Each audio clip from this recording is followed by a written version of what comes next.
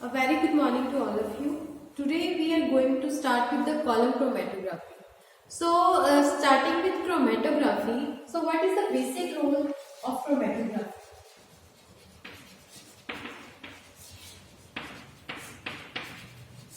It doesn't matter what kind of chromatography you are going with, okay? The basic role of chromatography is to separate out the components.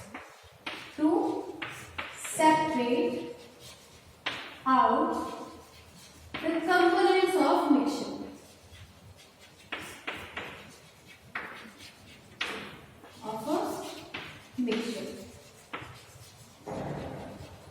Okay. Basically, there are two phases in chromatography. One is stationary, whereas other is mobile phase.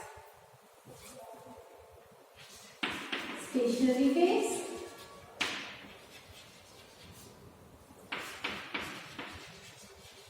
and the other one is mobile phase. Okay. Here in column chromatography, you will take silica gel as a stationary phase. So, silica gel has been taken as a stationary phase.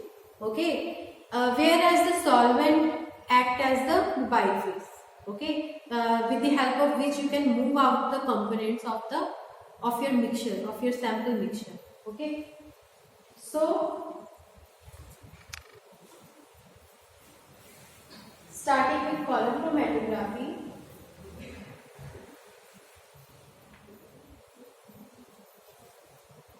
As the name indicates, what do we require for this kind of chromatography? Column. Okay. So, as you can see in the picture, this is a column. Okay. You need to put the silica gel here. Okay. But before putting the silica gel, you need to put cotton. Okay. After that, you can put the silica gel. Okay. So, before actually starting the experiment, I will discuss its principle.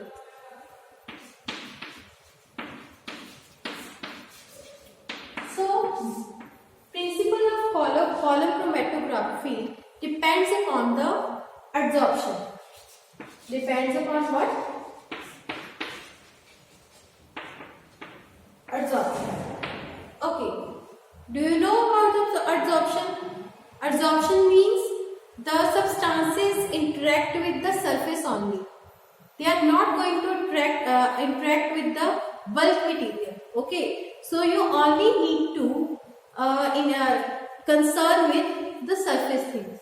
So that's why we have to take such kinds of adsorbents that can interact with the surface only. Okay, so that's why we have chosen silica gel. Sometimes stars, magnesium sulfate can also be used, okay, for doing the column chromatography. It depends upon the different experiments.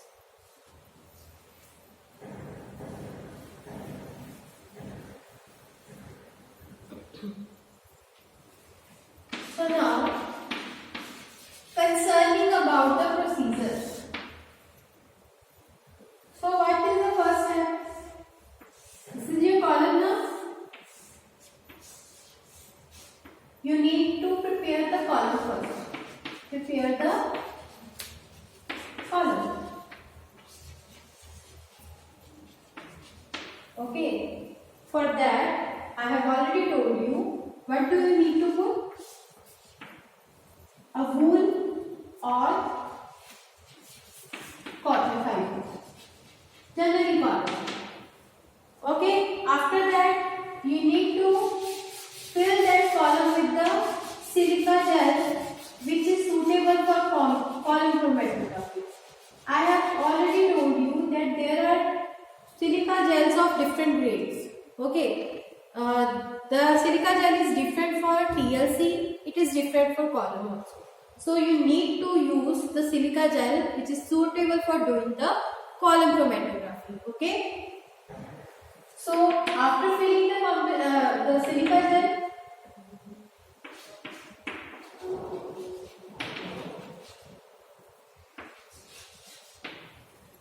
now put the sample solution you need to separate. Okay. try to take the sample in the slurry form, neither solid nor liquid, in the slurry form, okay, so that you can easily work with the sample solution. Okay, whenever you put the solvent, they can easily separate it out. Okay, so now put the sample you want to separate with the help of beaker. Okay, you can put that. Now put the sample into that. Now, like I have taken this, suppose this is the mixture in the slurry form. I will put that in the column. Okay. After that, I will wait for a while. Okay.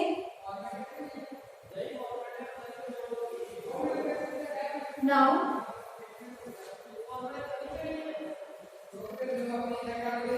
consider any unknown sample you have put in this column.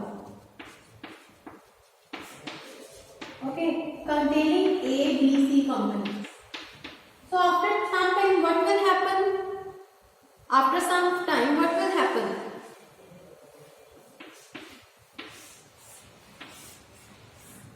The components will start separating out. Suppose this is A, this is B, and after that some time you will collect the C component in the separate beaker, B component in separate beaker, and A component in the separate beaker.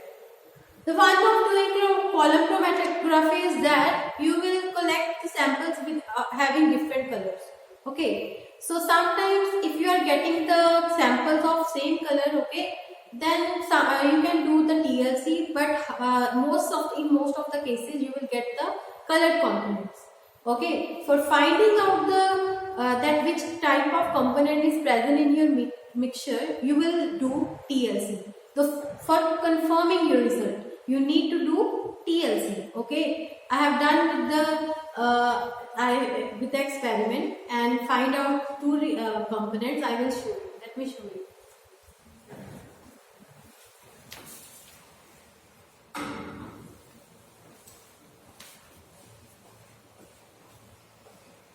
So these are the samples that I have collected after doing the column chromatography.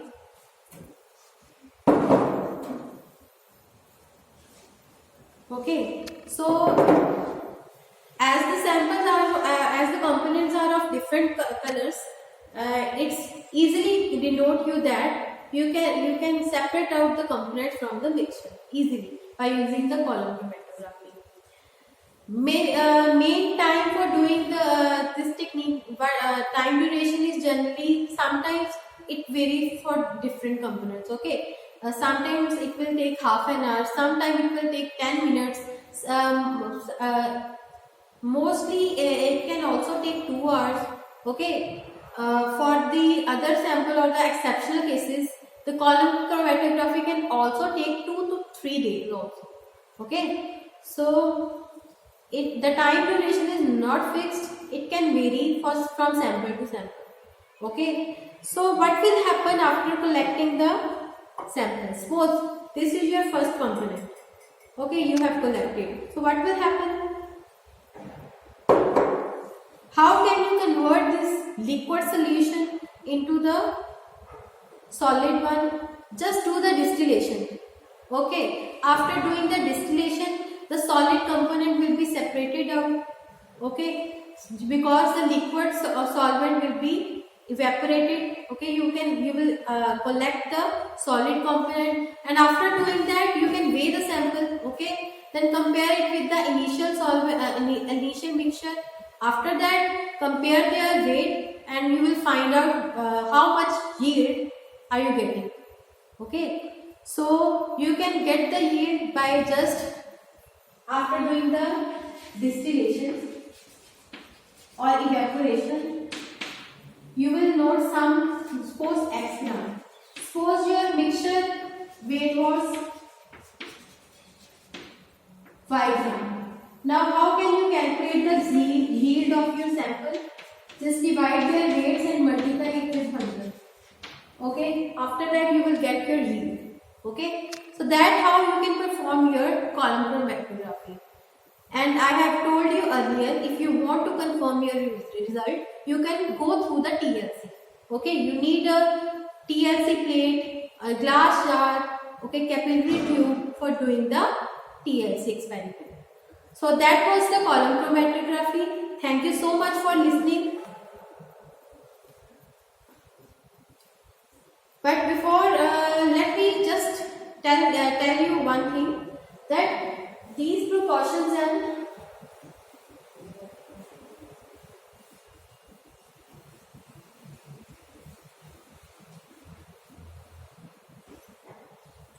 there are some experiments like green leaf experiment,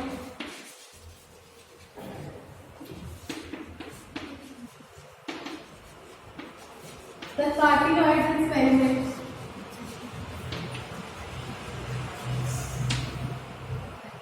these are present in plants, okay, in chlorophyll pigments.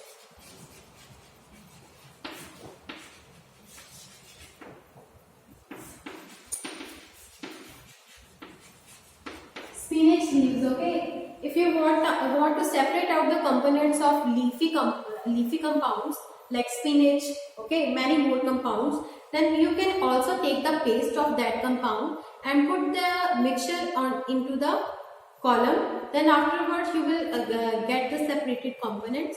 You can use so many solvents like acetone, hexane, depending on the type of polarity, okay. If the component is of non-polar nature, then you can use the non-polar solvents, okay. If the components are of having very much polarity, then you can use polar solvents, okay. So for that you can use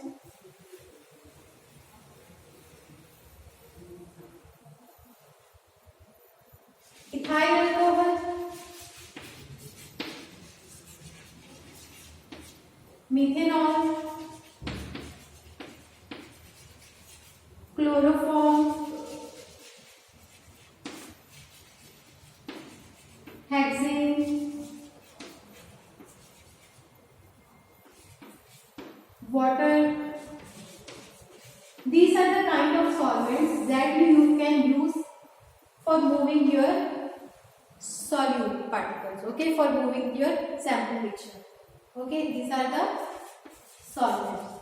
So that's why it also acts as what? Mobile.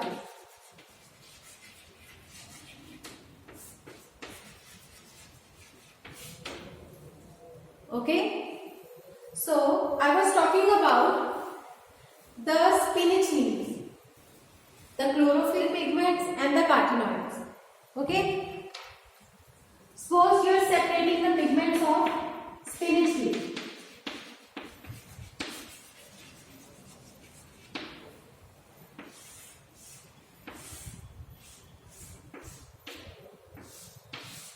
This is your sample. After some time, what will happen?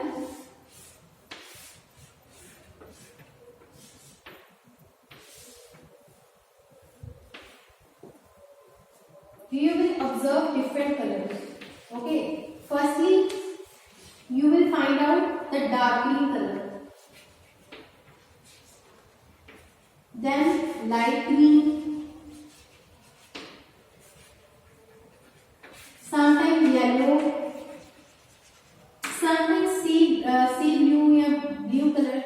You can observe that. So what do they represent? They are representing that how many different kinds of pigments are present in your spinach sample, okay. So just keep in mind, don't take the solid sample directly, just try to make into slurry, okay, because slurry can easily react with the solvent and do the adsorption very easily, okay. So that's how you can do the spinach leaf experiment by using the column chromatography. Okay. For the precautions, what can you do? Just use the apparatus neat and clean. Okay. Also try to do the experiment properly. Okay, you try to consult about your experiment properly so that you can get the accurate views. Okay, thank you students for listening me.